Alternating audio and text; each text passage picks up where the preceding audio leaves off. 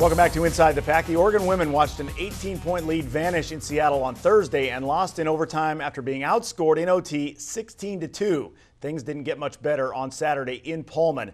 96-90 Washington State as the Cougs cashed in on a season-high 15 three-pointers. Oregon has dropped 4 in a row, 6 of its last 7. The Ducks played without Nia Jackson, who had some pain in her left knee. She might have helped. Yeah, Wazoo 15 of 23 from 3. The Ducks just 11 of 40, 27%. Amanda Johnson 1 of 11 from downtown, but AJ did lead the Ducks with 22. They now get back to mat court Thursday with 10th-ranked UCLA. It seems like each week we say something to the effect of the Oregon State women were close but fall again. But the Beavers seem to be getting closer to that elusive conference win. On Saturday, Scott Rueck and the Beaver women invaded Heck Edmondson Pavilion and the Washington Huskies. Sage Ndendi equaled the game high with 17 points, including 5 three-pointers. She made 5 of the Beavers' season-high 7 triples. And how about it? For the first time since December 21st, the Beavers win in the conference. It's their first Pac-10 victory of the season. 51-46, OSU improves to 1-10 now in conference play. Ndendi with those 17, 5 of 7 from long range. Elsara Greer pulled down her 10th double-double of the year, 10 points, 10 boards, and her 3 blocks moves her into 8th on Oregon State's all-time list. You can better believe the Beavers very excited. The thing is, we've actually played a little better on the road than at home, and so with the Arizona games we were in, and then, Oregon, I thought we played a good game. We lost by 8 or whatever that was, but I thought we played pretty well there. But I'll tell you what, this win means so much to us, and it really gives us an edge and the confidence that we need. We needed a W, and why not tonight?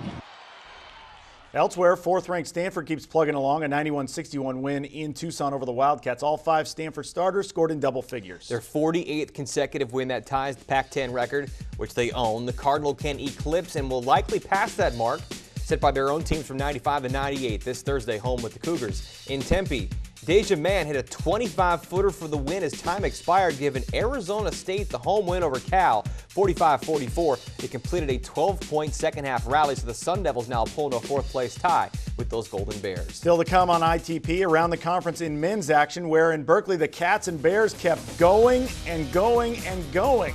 We'll be back.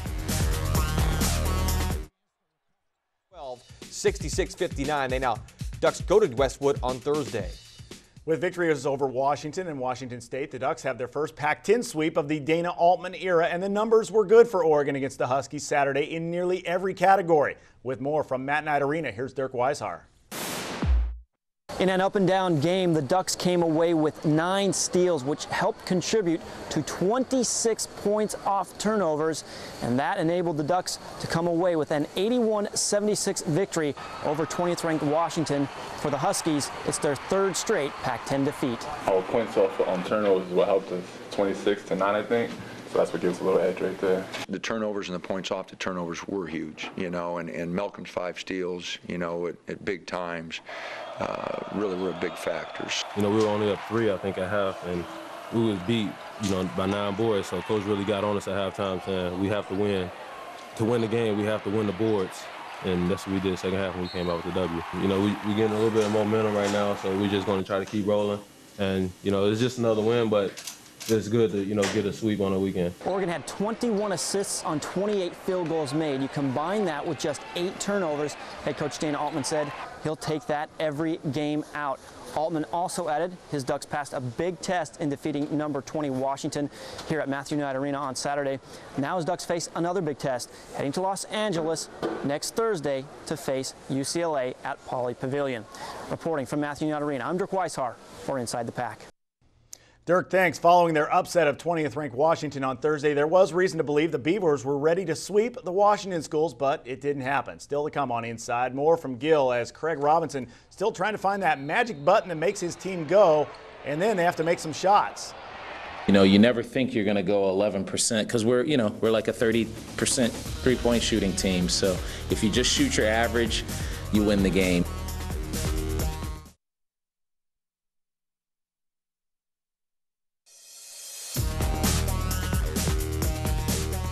Devon Collier and Jared Cunningham scored more than half of the Beavers' points Saturday night in OSU's loss to the Cougars. Coach Craig Robinson isn't concerned with that. He says his team needs to focus on the little things. Phil Milani has more from Corvallis.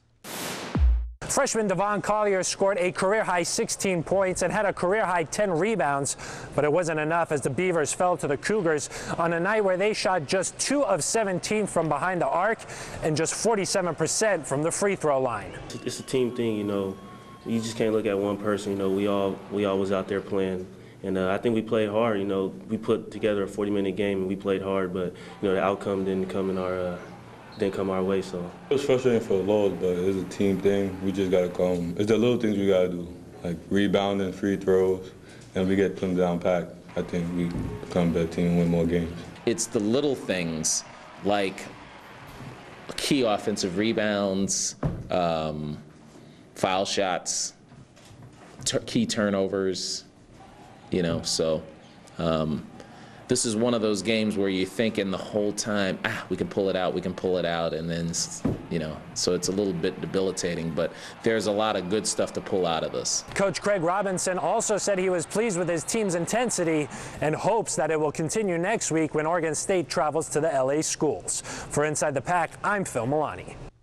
Phil, thanks a lot, and didn't have enough time for the entire segment of Court Kings, but Jovan Catron, Momo Jones, and we had a Court Queen this week. Got to say Sage and Dendy for the Beaver women to finally get off that bad schneid they were on and pick up a win pretty big. Definitely big for the Oregon State women. Sage and Dendy kind of maybe embodying the spirit of the the Scott Rueck coached Beavers. Yeah, and good for him to finally get one too. I mean, preaching to these girls, we're gonna win, we're gonna win. Get been so close, finally get one. All right, Nick. Next week, the men head to Southern California. The Duck and Beaver women host the LA schools. You get to go to LA.